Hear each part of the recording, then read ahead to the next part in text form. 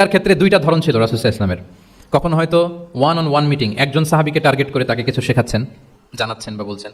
আবার কখনো একজন না, একাধিক সাহাবী বা অনেক সাহাবীদেরকে, অনেক মানুষকে তিনি অ্যাড্রেস করছেন। তাহলে এই দুইভাবে তিনি অ্যাড্রেস করতেন।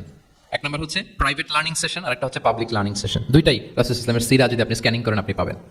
প্রাইভেটলি এরকম অনেক হাদিস পাওয়া যায়, যে হাদিসগুলোতে দেখা যায় যে রাসূল সাল্লাল্লাহু আলাইহি ওয়াসাল্লাম ওয়ান অন ওয়ান মিটিং করেছেন, শুধু একজনকে কিছু শেখাচ্ছে। এটা স্পেশালি হতো যখন তিনি কারোর সাথে রাইড শেয়ার করতেন। রাইট অর্থাৎ তিনি ওটে ছিলেন, ওটের পেছনে আরেকজন সাহাবী বসা, তিনি গাধার উপরে বসা, পেছনে আরেক সাহাবী বসা, তিনি খচ্চরের উপর বসা, আরেক সাহাবী বসা। যখন তিনি রাইড শেয়ার করতেন, এরকম ভুরি ভুরি হাদিস আপনারা পাবেন, যে মুআয ইবনে জাবাল বলতেছে যে কুনতু রাদিফা রাসূলিল্লাহ, কুনতু খালফা রাসূলিল্লাহ। আমরা একবার আল্লাহ রাসূল সাল্লাল্লাহু আলাইহি ওয়াসাল্লামের সাথে আমি একবার ওটের পেছনে বসা ছিলাম। আব্দুল ইবনে আব্বাস বলতেছেন আমি ওটের পেছনে বসা ছিলাম। ফদল ইবনে আব্বাস বলতেছেন আমি একবার একটা খচ্চরের পেছনে বসা ছিলাম।